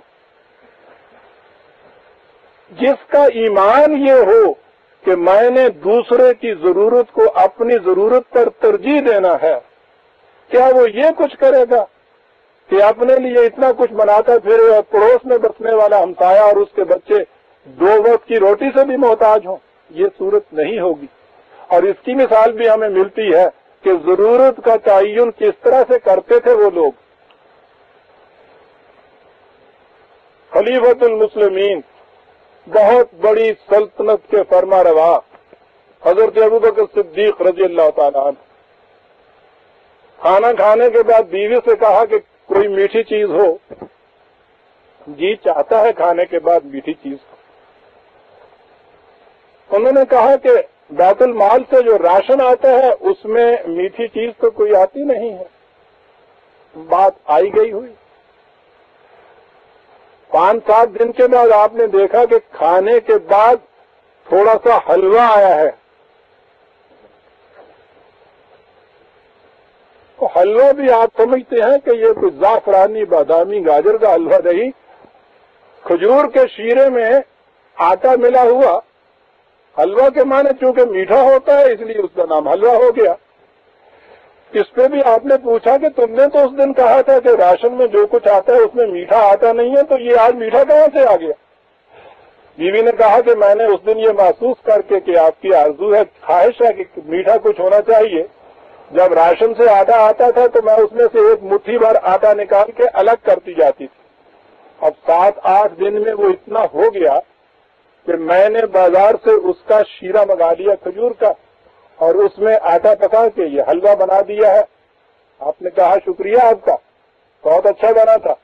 اور کھانا کھانے کے بعد سیدھے راشن ڈپو میں گئے بیت المال کے موتی خانے میں، اور وہاں جو راشن تقسیم کرنے والا تھا اس سے کہا کہ آج میں کہہ یہ رہا تھا کہ قرآن کریم کے ان احکام کو سامنے رکھیے، مال و دولت جمع کرنے کے لیے نہیں ہے، ضروریات پوری کرنے کے لیے۔ ضروریات کی کیفیت یہ ہے کہ جتنی جتنی کسی کی ذمہ داریاں بڑھتی چلی جاتی ہیں وہ اتنا ہی دوسروں کی ضروریات کو اپنے اوپر ترجیح دیتا چلا جاتا ہے۔ اور چونکہ اس کونیکل سسٹم میں سب سے اوپر مملکت کا سربراہ ہیڈ آف دی اسٹیٹ ہوتا ہے، اس لیے وہ اپنے لیے کم از کم رکھتا ہے اور زیادہ سے زیادہ دوسروں کی ضروریات پورا کرنے کے لیے دیتا چلا جاتا ہے۔ میں آگے چل کر یہ عرض کروں گا کہ یہ بات نہیں کہ مستقلاً یہی نہج زندگی ہے، یہاں سے بات شروع ہوتی ہے۔ اب ظاہر ہے کہ جب مال و دولت جمع نہیں کرنا، جائیدادیں بنانے کا سوال ہی پیدا نہیں ہوتا، تو اس کے بعد جیسا کہ شروع میں ہم نے دیکھا، علامہ شبلی نے کہا تھا کہ زندگی میں حضور کے پاس کون سا فالتو سامان تھا جو وفات کے وقت آپ اسے اپنے ترکہ میں ورثاء کے لیے چھوڑ جاتے؟ چنانچہ یہی وہ چیز ہے بخاری کی ایک حدیث ہے جس میں حضور نے فرمایا کہ میرے ورثاء میں 1 دینار بھی بطور ترکہ تقسیم نہیں ہوگا، میری بیویوں کی ضروریات اور منتظم کی ضروریات کے بعد جو کچھ بھی بچے صدقہ ہوگا۔ ضمناً عرض کر دوں کہ آج تو ہمارے یہاں صدقہ کا لفظ خیرات کے معنوں میں استعمال ہوتا ہے، اور خیرات بھی کچھ بڑی گھٹیا سے درجے کی، کو صرف صدقہ جو دے دیتے ہیں، بیمار ہوا اس کی بیماری کا صدقہ کچھ دے دیا، کوئی آفت آئی اس کا صدقہ دے دیا، اور وہ صدقہ لینے والا بھی اس کو کچھ بہت ذلت آمیز سی بات سمجھتا ہے، دیا ہی جاتا ہے حقارت انگیز انداز سے، تو دینے والا ذلت آمیز کیوں نہ سمجھے اس کو۔ قرآن کی اصطلاح میں صدقہ یہ نہیں ہے، قرآن کی اصطلاح میں وہ چیز جو کسی کی ذاتی ملکیت میں نہیں ہوتی، عام لوگوں کی ضروریات کے لیے کھلی چھوڑ دی جاتی ہے، وہ صدقہ ہو جاتی ہے۔ وہ یہ مومن کے اس ایمان کی تصدیق کرتی ہے کہ میری زندگی یہ ہے کہ میں خدا کی صفت رب العالمینی کا مظہر بنوں گا، اس لیے جتنی چیزیں تمام نوع انسانی کی ضروریات پورا کرنے کے لیے کھلے چھوڑ دی جاتی ہیں وہ صدقہ ہوتی ہیں۔ تو حضور نے فرمایا کہ میرے ورثاء میں 1 دینار بھی تقسیم نہیں ہوگا ترکے کے طور پر، میری بیویوں کی ضروریات اور منتظم کی ضروریات کے بعد جو کچھ بچے گا، جو کچھ بھی ہوگا، وہ صدقہ ہے عام لوگوں کی ضروریات پورا کرنے کے لیے۔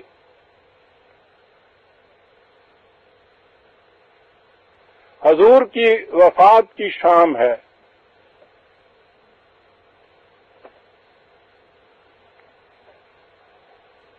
یہ سرور کائنات دنیا والوں کی نقطۂ نگاہ سے بھی یوں ہی کہنے کے لیے نہیں، سچ مچ کا ایک شہنشاہ، بہت بڑی سلطنت کا واحد فرمانروا، وہ دنیا سے جا رہا ہے۔ کیفیت کیا ہے؟ بخاری کی یہ حدیث ہے کہ مرض الموت کے ایام میں حضور کے پاس 7 دینار تھے، 7 دینار گھر میں۔ حضور نے فرمایا کہ انہیں فوراً صدقہ کر دو، لیکن اس کے بعد حضور پر غشی طاری ہو گئی اور لوگ آپ کی تیمارداری میں مصروف ہو گئے۔ آپ کو ہوش آیا تو فرمایا کہ وہ دینار لاؤ۔ دینار کو حضور نے اپنے ہاتھ پر رکھ کر فرمایا کہ محمد کا اپنے رب پر کیا گمان ہوگا جب وہ اپنے رب سے ملے اور اس کے پاس یہ موجود ہوں۔ پھر حضور نے انہیں خود صدقہ کر دیا اور اس طرح دنیا سے تشریف لے گئے۔ 7 دینار بھی گھر کے اندر نہیں ہونے چاہیے تھے۔ جیسا میں نے عرض کیا برادران عزیز، یہ باتیں آج ہماری سمجھ میں کچھ نہیں آتی، لیکن جب نقشہ وہ ہو جو اسلامی نظام کا ہے تو اس میں یہ ساری چیزیں اپنے اپنے مقام پر صحیح فٹ کر جاتی ہیں۔ میں آگے چل کے عرض کروں گا کہ یہ کچھ نہ اپنے پاس رکھنا اور اس کے بعد جو ہر وقت ہمیں غم کھایا جا رہا ہے کہ صاحب اگر ایسا ہو گیا تو اس کے بعد میری ضرورت کے وقت میرے کون کام آئے گا، میرے بچے کل کو بھوک سے مر جائیں گے، سڑک پہ گداگری کریں گے، یتیم خانے میں داخل کیا جائے گا۔ بالکل ٹھیک ہے، موجودہ نظام میں یہی کیفیت ہے، لیکن جب اسلام کا نظام ہو جس کے اندر پہلی چیز مملکت یہ کہتی ہے کہ ہم تمہاری اور تمہاری اولاد کی ضروریات زندگی کے ذمہ دار ہم ہیں، اس میں کیا ضرورت پڑی ہے کسی کو اس درد سر کی کہ اپنی ضرورت کے وقت کے لیے بچاتا پھرے اور اپنی اولاد کے لیے ترکے اور ورثہ کے لیے یہ کچھ چھوڑتا پھرے۔ یہ تو درد سری ہے۔ آج بھی اگر کوئی کسی کو یہ ضمانت دے دے کہ میں تمہاری زندگی بھر اور تمہارے بعد تمہاری اولاد کی ضروریات زندگی کی ذمہ داری ہم پہ عائد ہوتی ہے، خوش ہو جائے گا، وہ کہے گا کہ اللہ تمہارا بھلا کرے، یہ نہ جو کچھ میرے پاس ہے مجھے کیا ضرورت ہے اس درد فریق۔ یہ وہ چیز تھی جس کے لیے خود نمونہ بن کے دکھایا نبی اکرم صلی اللہ علیہ وسلم نے کہ ورثہ میں ترکہ میں 7 دینار بھی نہیں ہو۔ چنانچہ مسلم کی ایک اور روایت میں ہے کہ حضرت عائشہ صدیقہ رضی اللہ تعالیٰ عنہا نے فرمایا کہ حضرت نے نہ درہم چھوڑا، نہ دینار، نہ بکری، نہ اونٹ اور نہ کسی چیز کی وصیت کی۔ وہ کچھ چھوڑا جاتا تو اس کی وصیت کی جاتی نا، وصیت کس چیز کی؟ اسی طرح بخاری کی ایک روایت میں ہے کہ رسول اللہ صلی اللہ علیہ وسلم نے اپنی وفات کے وقت نہ دینار چھوڑا، نہ درہم، نہ غلام، نہ لونڈی اور نہ کوئی اور چیز، سوائے اپنے ایک خچر کے، اپنے ہتھیاروں کے، اور وہ ٹکڑا زمین جس کی آمدنی پر آپ کا گزارا تھا اسے آپ نے صدقہ کر دیا، لوٹا دیا مسلمانوں کی طرف کہ پھر نئے سرے سے اس کی تقسیم ہو جائے، جس کو زیادہ ضرورت ہے اسے وہ چیز مل جائے۔ وقت نہیں، ورنہ میں عرض کرتا کہ یہ جو چیز ہے کہ زمین کا وہ ٹکڑا جس سے ضروریات پوری ہوتی تھی وہ بھی اس طرح سے عام مسلمانوں کے لیے آپ نے صدقہ میں دے دیا، ان کی تحویل میں چھوڑ دیا۔ اسلام کے معاشی نظام کے اندر زمین اور ذرائع پیداوار کی یہی حیثیت ہے، وہ انسانوں کی ضروریات پوری کرنے کے لیے ایک ذریعہ ہے، اس کا انتظام اسلامی نظام کرتا ہے۔ بہرحال میں کہہ یہ رہا تھا کہ حضور کی وفات کے وقت ایک دوسری حدیث میں ہے، نہیں وہ علامہ شبلی نے اپنے ہاں اس چیز کو لکھا ہے کہ حضرت نے جب انتقال فرمایا تو اپنے مقبوضات اور جائیداد میں سے کیا کیا چیزیں ترکے میں چھوڑی۔ اس سوال کا اصل جواب تو یہ ہے کہ آپ اپنی زندگی میں اپنے پاس کیا رکھتے تھے جو مرنے کے بعد چھوڑ جاتے، اور اگر کچھ تھا بھی تو اس کے متعلق عام اعلان فرما چکے تھے کہ لا نورث ما ترکنا ہو صدقت، ہمارا کوئی وارث نہیں، جو کچھ چھوڑا وہ عام مسلمانوں کا حق ہے۔ یہ ہے پہلے دن سے آخری وقت تک نبی اکرم صلی اللہ علیہ وسلم کی حیات طیبہ کا نقشہ جو ان روایات اور کتب سیر کی روح سے ہمارے سامنے آتا ہے۔ جیسا میں نے شروع میں عرض کیا، اس کی توجہ یہ نہیں ہے کہ آپ نے دنیا تیاگ دی تھی، ترک کر دی تھی اور آخرت کو ترجیح دے تھی، یہ رہبانیت اور عیسائیت کی خانقاہیت کا تصور نہیں تھا۔ یہ تصور ہوتا تو اتنی بڑی مملکت کیوں قائم کی جاتی؟ یہ چیز خود اس کی تردید کرتی ہے کہ تصور یہ اس قسم کا زہد نہیں تھا، اور اس قسم کا عام تصور جو ہمارے یہاں تقویٰ کا ہے وہ یہ نہیں تھا۔ آپ نے سلطنت قائم کی، ایک مملکت قائم کی، اس کے آپ سربراہ تھے، اس کے فرما روا تھے۔ اس کی وجہ یہ تھی کہ سربراہ مملکت کے اوپر جو ذمہ داریاں عائد ہوتی ہیں ان ذمہ داریوں کا تقاضا یہ تھا کہ مملکت کے عام افراد کی جو معیار زندگی ہے، فرما روائے مملکت کا معیار زندگی اس سے اونچا نہ ہونا پائے، اور اس کا تعلق افراد مملکت سے وہ ہو جس کے متعلق حضرت سلمان پارسی کی روایت میں ہے کہ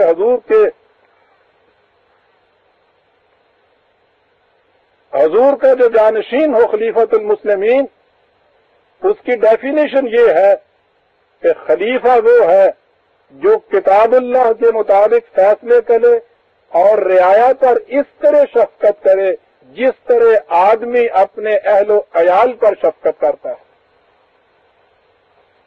ضروریات ہی پورا کرنے کا سوال نہیں، شفقت اس قسم کی کرے۔ واقعی سربراہ مملکت کی حیثیت خاندان کے بزرگ کی ہو جاتی ہے۔ ایک بزرگ خاندان، اچھا شریف باپ جس طرح سے اپنے گھر والوں کے ساتھ، بچوں کے ساتھ جو برتاؤ کرتا ہے، اس کا تعلق افراد مملکت کے ساتھ یہ ہونا چاہیے، شفقت کا۔ اسی قحط کے زمانے کا واقعہ ہے کہ حضرت عمر کھانا کھلا رہے تھے، دوسروں کو نگرانی بھی کر رہے تھے. ایک شخص کے پاس سے گزرے، دیکھا کہ بائیں ہاتھ سے کھا رہا ہے. اس سے کہا کہ اللہ کے بندے دائیں ہاتھ سے کھاؤ. اس نے جواب میں کہا کہ اللہ کے بندے میرا دایاں ہاتھ مشغول ہو چکا ہے. چلے گئے. پھر آئے، دیکھا پھر وہ بائیں سے کھا رہا ہے. آپ نے پھر وہی کہا کہ اللہ کے بندے دائیں ہاتھ سے کھا. اس نے کہا اللہ کے بندے میں نے کہا ہے وہ میرا دایاں ہاتھ کام آ چکا ہے. آپ نے کہا کیا کہا تم نے؟ اس نے کہا کہ وہ میدان جنگ میں کٹ گیا تھا اللہ کے راستے میں، اس لیے بائیں ہاتھ سے کھا رہا ہوں. آپ پاس بیٹھ گئے، آنکھوں میں آنسو تھے، اور اس سے کہتے تھے کہ تمہارا سر کون دھلاتا ہوگا، تمہارے کپڑے کون بدلتا ہوگا، تمہاری یہ ضروریات کون پوری کرتا ہوگا، تم نے یہ پہلے مجھے کیوں نہ بتایا، تم کیوں اتنی تنگی کے اندر رہے. ہوتے تھے.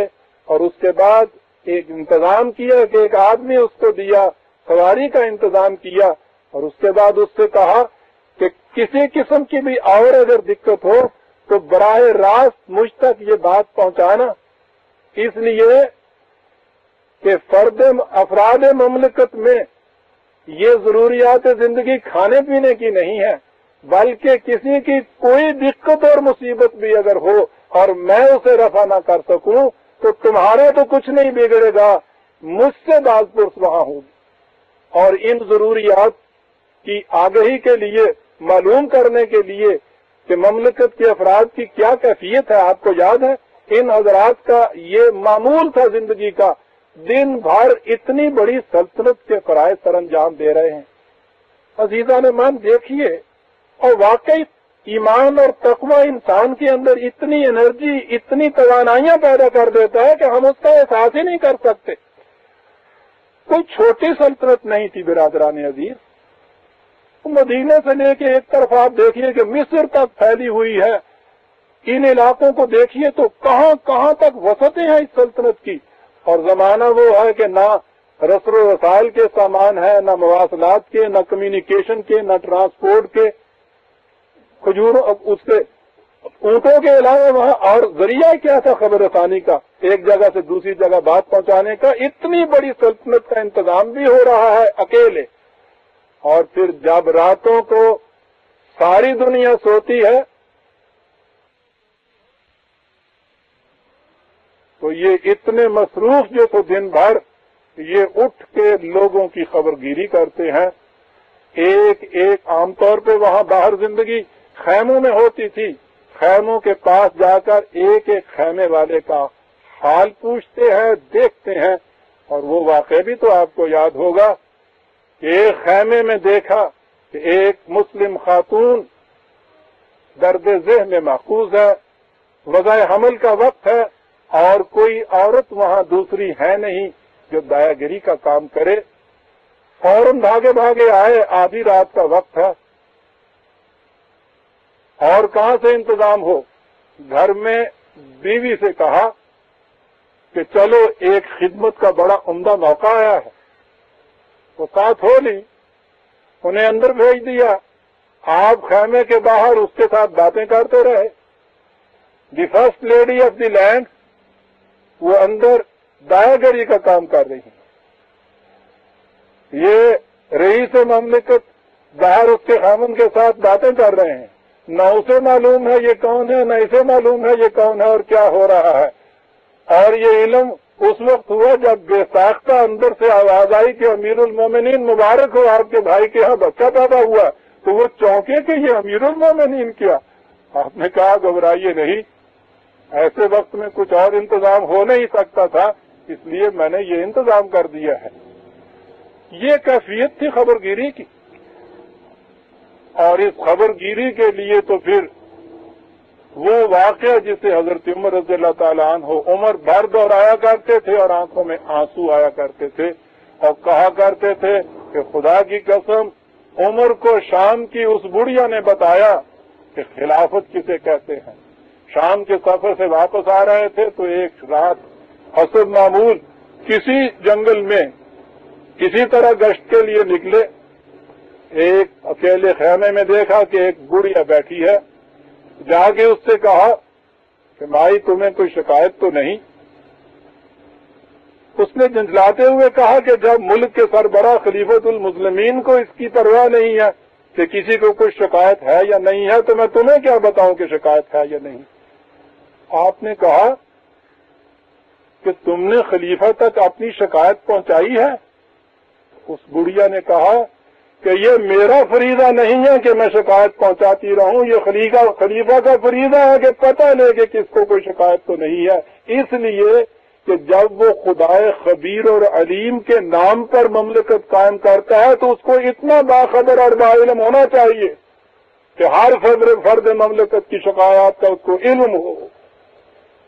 آپ نے کہا بھائی تم نے آج مجھے بتایا کہ خلافت کسے کہتے ہیں، اور یہ وجہ تھی جو آخری عمر میں جب آپ سے پوچھا گیا کہ جو آپ ایک پینل تجویز کر رہے ہیں آپ کے بعد سکسیسر کا جانشین کا، تو اس میں حضرت ابن عمر کو شامل کر دیا جائے آپ کے بیٹے کو، تو آپ نے کہا کہ خطاب کے خاندان میں سے جو ایک تم نے پکڑا ہے اگر وہی خدا کے حضور کسی طرح چھوٹ جائے تو تھوڑا ہے کہ اس کے بعد اس کے بیٹے کو بھی اس میں محفوظ کر رہے ہو۔ برادران عزیز، یہ تھا اثر اس تعلیم نبوی کا جس کے متعلق ابھی ہم یہ دیکھ چکے ہیں کہ عمر بھر پیٹ بھر کر کھایا نہیں، ایک جوڑا کپڑے کا طے کر کے نہیں رکھا، اور آخری وقت میں گھر کے اندر اگر 7 پیسے کہیں بچے ہوئے ہیں تو جب تک انہیں رفاع عامہ کے لیے دے نہیں دیا اس دنیا سے تشریف نہیں لے گا۔ یہی اس خبر گیری کی ذمہ داری کا احساس تھا کہ حضرت عمر نے آخری سال کہا تھا کہ اگر میں 1 سال اور زندہ رہا تو پورا سال 2 مہینے سلطنت کے ایک علاقے میں جا کے خود بسر کروں گا اور وہاں جا کے خود دیکھوں گا کہ لوگوں کے حالات کیا ہیں۔ یہ حالات معلوم کرنے کی اہمیت یہ تھی کہ مسند امام احمد بن حنبل میں ایک روایت ہے کہ حضرت عثمان رضی اللہ تعالیٰ عنہ جمعے کے خطبے میں ممبر پہ بیٹھے ہیں اور وہ الفاظ یہ ہیں کہ مؤذن نماز کے لیے اقامت کہہ رہا ہے اور آپ اس وقت لوگوں سے پوچھ رہے ہیں کہ بازار میں فلاں چیز کا آج نرخ کیا ہے۔ اس لیے کہ جب تک اس قدر باخبر کوئی نہ رہے اس وقت تک لوگوں کی ضروریات کو پورا کس طرح کر سکتا ہے؟ ان ضروریات کے پورے کرنے کا انتظام جو تھا نبی اکرم صلی اللہ علیہ وسلم کے زمانے میں یہ شروع ہو گیا تھا کہ ہر ایک کا وظیفہ مقرر کر دیا جاتا تھا، اور حضرت عمر نے تو یہ فیصلہ کیا تھا کہ ہر بچے کا وظیفہ پیدا ہونے کے ساتھ ہی لگا دیا جائے گا۔ اس میں ایک چیز قابل ذکر ہے کہ نبی اکرم صلی اللہ علیہ وسلم اور حضرت ابوبکر صدیق کے زمانے میں یہ وظائف مساوی حیثیت سے ملتے تھے ضروریات کے مطابق۔ حضرت عمر نے اس میں تبدیلی کی اور کہا کہ جو لوگ جنہوں نے اسلام کی زیادہ خدمت کی ہے ان کو کچھ زیادہ ملنا چاہیے، لیکن خود ہی تجربے نے یہ ثابت کیا کہ نہیں، یہ چیزیں حضرت ابوبکر صدیق سے بھی کہا گیا تھا کہ وظائف میں یہ انتظام رکھیے کہ جن لوگوں نے زیادہ خدمت کی ہے اسلام کی ان کو زیادہ ملے۔ انہوں نے بڑی صحیح بات کہی تھی کہ وہ چیزیں جو ہیں وہ مدارج جو ہیں وہ خدا کے ہاں ہیں، یہاں تو ضروریات کے مطابق ملنا چاہیے۔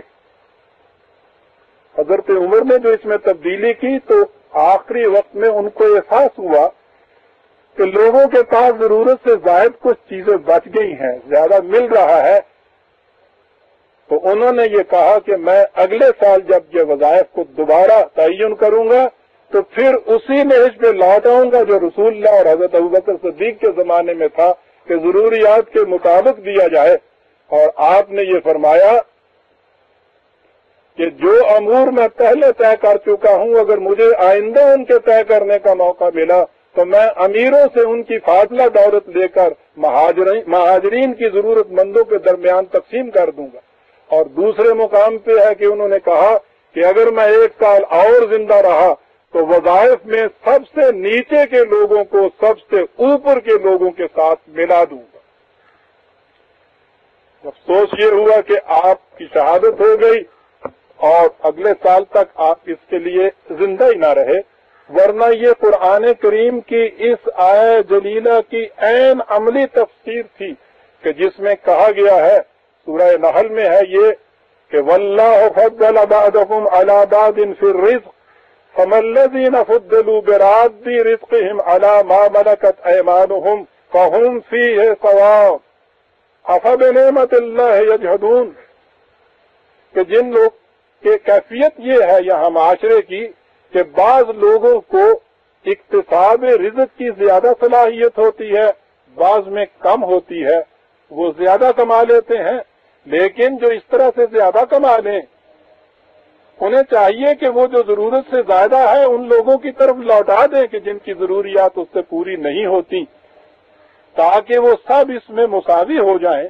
قرآن نے کہا کہ جو ایسا نہیں کرتے وہ در حقیقت خدا کی اس نعمت کا انکار کرتے ہیں کہ جو انہیں مفت ملی تھی، یعنی اقتصاد رزق کی زیادہ صلاحیت۔ تو یہ جو حضرت عمر نے فرمایا کہ میں ایسا انتظام کروں گا کہ ضروریات کے اعتبار سے تمام کے تمام یکساں طور پر ہو جائیں، تو وہ قرآن کریم کی اسی آیت کی تفسیر تھی اور نبی اکرم صلی اللہ علیہ وسلم کی سیرت طیبہ کا وہی عکس تھا جو آپ کی زندگی کے اندر جھلک رہا تھا۔ لہذا برادران عزیز،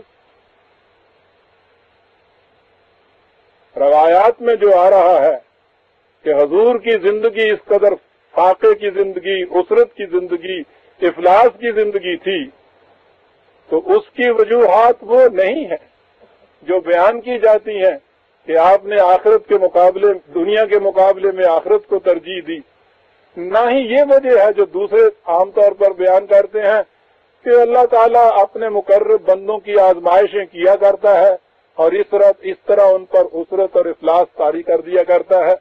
یہ چیز بھی نہیں ہے۔ نبی اکرم صلی اللہ علیہ وسلم کی آزمائش تو کوئی نہیں ہو رہی تھی، یہ چیزیں مصیبتیں تو نہیں تھی حضور کے اوپر جو پڑی تھی۔ ایک سلطنت کا فرما روا اپنے فیصلے سے بطیب خاطر اپنی یہ زندگی رکھ رہا ہے، کسی قسم کا ابتلاء اور آزمائش بھی تو کچھ نہیں۔ یہ چیز بعض اوقات یہ کہا جاتا ہے کہ نہیں صاحب، یہ جو آکام ہے کہ حضور نے ورثہ میں کچھ نہیں چھوڑا، اور پھر یہ بھی تو بات یہ ہے نا کہ جسے ہمارے ہاں کہتے ہیں زکوٰۃ دینا، حضور نے تو زکوٰۃ بھی عمر بھر نہیں دی، اس لیے کہ اتنا تو جمع ہی نہیں ہوتا تھا کہ جس کے اوپر زکوٰۃ بھی آئے۔ تو کہا یہ جاتا ہے کہ یہ احکام رسول اللہ صلی اللہ علیہ وسلم کے لیے خاص تھے، عام مومنین کے لیے یہ نہیں ہے۔ یہ چیز بھی غلط ہے۔ بعض احکام جو رسول اللہ کے لیے خاص،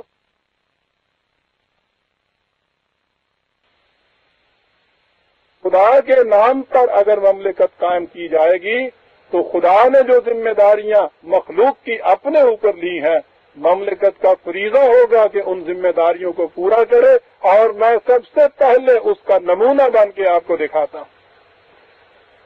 اور پھر بعض اوقات یہ کہا جاتا ہے کہ صاحب وہ تو رسول تھے نا، آپ سوچئے وہ تو ایسا کر سکتے تھے، یہ بندہ بشر، یہ ہم گناہگار لوگ، بھلا ہم کس طرح سے ایسا کر سکتے ہیں؟ سوچئے کہ ایسا کہنے سے ہم کیا کہہ رہے ہیں۔ قرآن کریم یہ کہتا ہے کہ رسول اللہ کی زندگی تمہارے لیے اسوہ حسنہ، بہترین ماڈل اور نمونہ ہے۔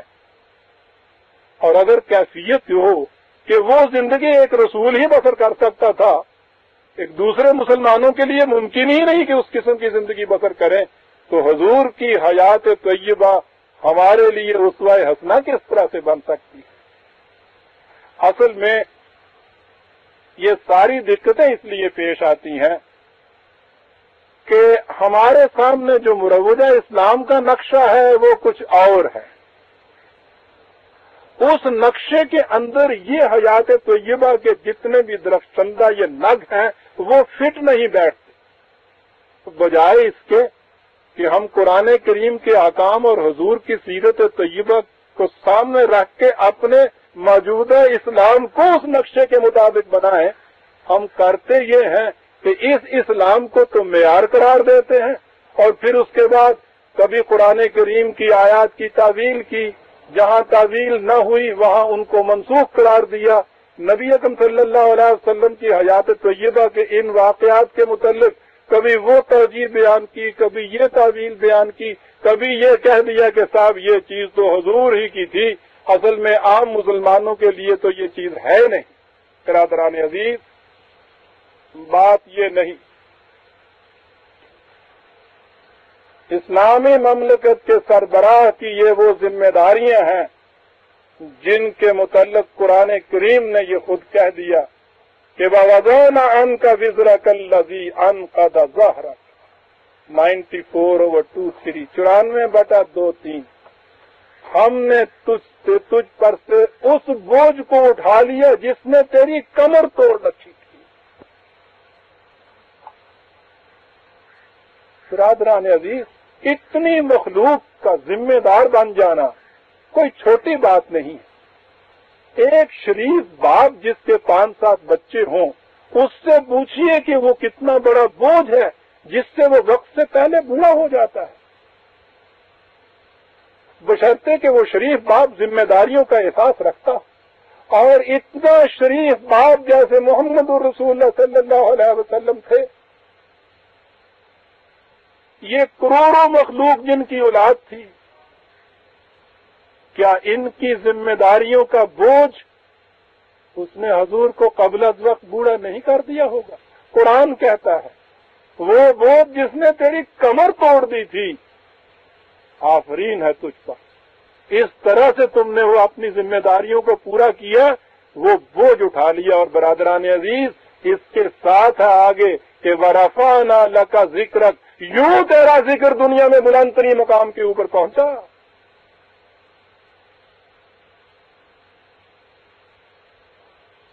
ایسے ہی نہیں ہے کہ نبی اکرم صلی اللہ علیہ وسلم کی ذات گرامی ہم سے نہیں پوچھئے برادران عزیز، غیر مسلموں سے پوچھئے، وہ بھی یہ کہتے ہیں کہ دنیا میں بلندی اخلاق و کردار و سیرت کے بلند سے بلند معیار لے آئیے، اور اس کے بعد دنیا کے بلند سے بلند انسانوں کی سیرت کو پرکھ کر دیکھیے، جس مقام پر محمد عربی صلی اللہ علیہ وسلم فائز نظر آئیں گے، کوئی دوسرا وہاں کھڑا نظر نہیں آ سکتا۔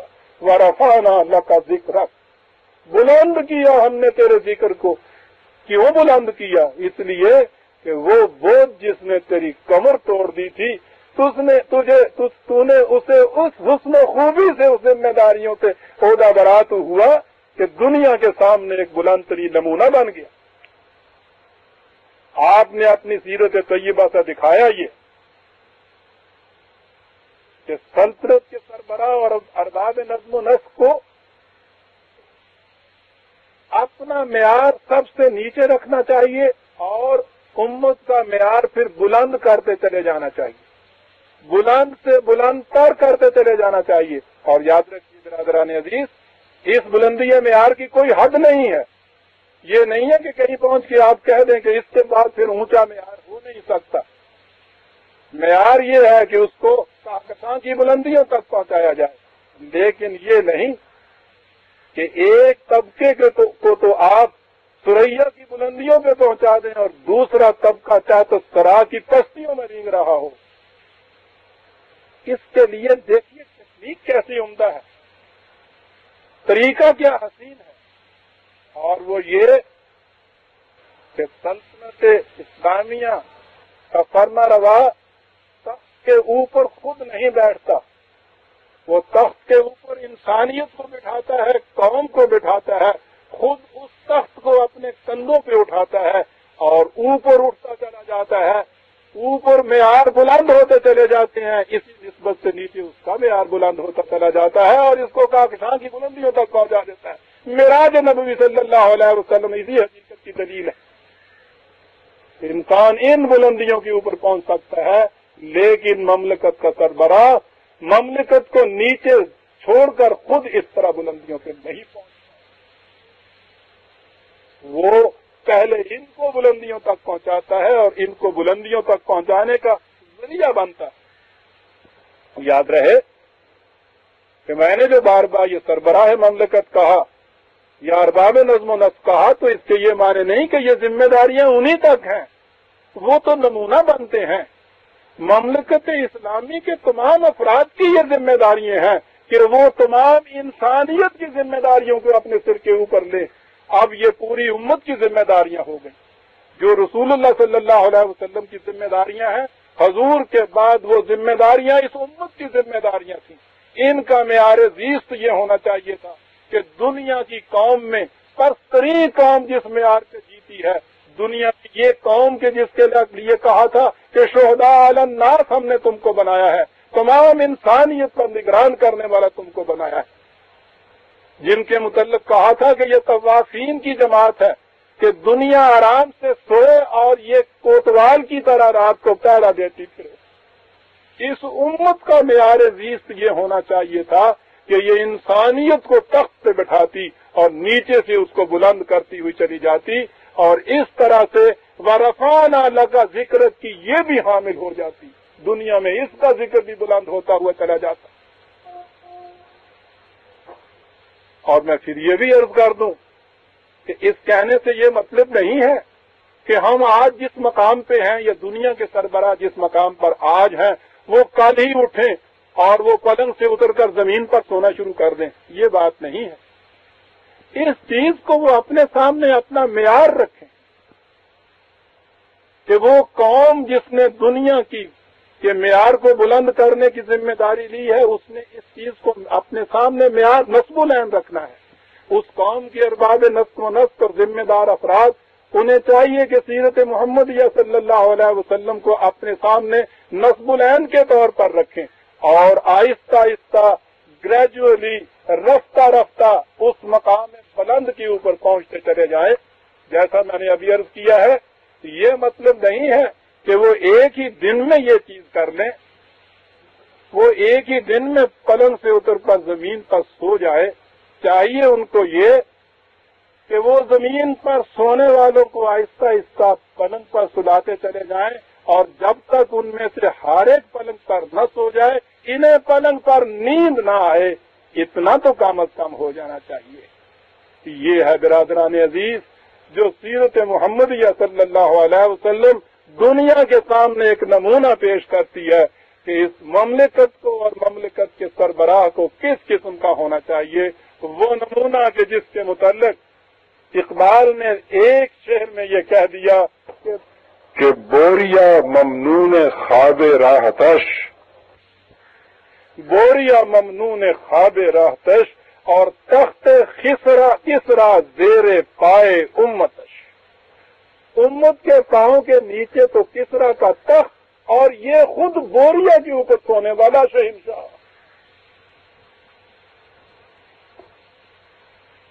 ٹھیک پوچھا ایک بھائی نے، میں یہ کہہ دوں، وہ کہتے ہیں کہ جب یہ صورت ہے کہ ضرورت سے زیادہ رکھا نہیں جا سکتا، قرآن کریم میں وراثت کے متعلق تو احکام آئے ہیں، وہ پھر کیوں آئے ہیں؟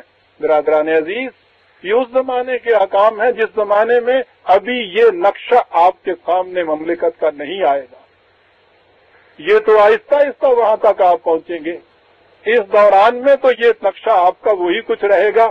رفتہ رفتہ آپ وہاں تک پہنچتے چلے جائیں گے، ضروریات کم کریں گے، ضروریات سے زیادہ دیتے چلے جائیں گے، اور جب مملکت اسلامیہ آپ کی اور آپ کی اولاد کی تمام ضروریات کی ذمہ داری لے لے گی، اس دن نہ کسی کے پاس کوئی جائیداد ہوگی، نہ ورثہ کے احکام پیش آئیں گے. نبی اکرم صلی اللہ علیہ وسلم نے بھی تو کوئی ورثہ نہیں چھوڑا اور کہہ دیا کہ ہم نے جو کچھ چھوڑا ہے ہمارا وارث کوئی نہیں ہے. یہ ہے نمونہ قرآن کریم کی تعلیم کا، جہاں تک آہستہ آہستہ رفتہ رفتہ انسانوں نے پہنچنا ہے اور آج کے معیار سے خود امت نے وہاں تک پہنچنا ہے. یہ اس دوران کی چیزیں. یہ ہے برادران عزیز اسوہ حسنہ اس شہنشاہ بوریا نشین کا کہ جس نے اس راز کو دنیا کے سامنے فاش کیا کہ کشور کشائی اور فرما روائی کی ذمہ داریاں کیا ہوتی ہیں، اور یہ کہا کہ جو صاحب ہمت اس بار امانت کو اٹھائے وہ تخت کے اوپر نہ بیٹھے، تخت کے اوپر قوم کو بٹھائے اور اس کا بوجھ اپنے کندھوں پر اٹھا کے اس کی سطح کو بلند کرتا چلا جائے. لیکن یہ وہی کر سکے گا برادران عزیز کہ جس کا قرآن کریم کی مستقل اقدار پر ایمان ہو اور جو نبی اکرم صلی اللہ علیہ وسلم کی سیرت طیبہ کو اپنے لیے نمونہ بنائے. اگر مستقل اقدار اور یہ نمونہ نہیں ہے تو محض اپنے لیے خاص کوئی الگ اکنامک پیٹرن یا معاشی نظام قائم کرنا اور نہ خدا پہ ایمان رکھنا، نہ وحی کو اصول بنانا، نہ مستقل اقدار کو ماننا، نہ اس کے رسول کی زندگی کو نصب العین سمجھنا، اس طرح کی آگے ہاں کی باجویت اور کمیونزم کبھی وہ چیزیں پیدا نہیں کر سکیں گی کہ جو خدا کے اصول کے تابع محمد الرسول اللہ صلی اللہ علیہ وسلم کی سیرت کے نقشے کے مطابق معاشی نظام مرتب ہوتا ہے.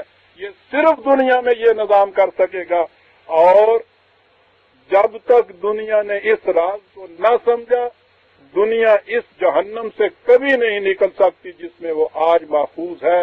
جس دن برادران عزیز اقوام عالم نے اس راز کو پا لیا، آپ دیکھیے گا کہ یہ جہنم جنت ارضی میں تبدیل ہو جائے گی اور زمین پر رینگنے والا انسان پھر سرفرازی اور سر بلندی سے اٹھ کر چلنے کے قابل ہو جائے گا، اور خود زمین آسمان سے کہے گی کہ دیدائی آغازم انجامم نگر، اور عالم ملکوت کی نور پاش فضاؤں سے تبریک و تہنیت کے یہ نغمات جاں فضا ساکنان عرض کے لیے فردوس گوش بنیں گے کہ ان اللہ و ملائکتہ یصلون علی النبی یا ایھا الذین آمنوا صلوا علیہ وسلموا تسلیما. برادران عزیز، یہ ہے میری بصیرت قرآنی اور سیرت محمدیہ صلی اللہ علیہ وسلم کے مطالعہ کے بعد وہ نقشہ اور وہ نمونہ جو حضور کی سیرت کا ہمارے سامنے آتا ہے. ربنا تقبل منا انک انت السمیع العلیم.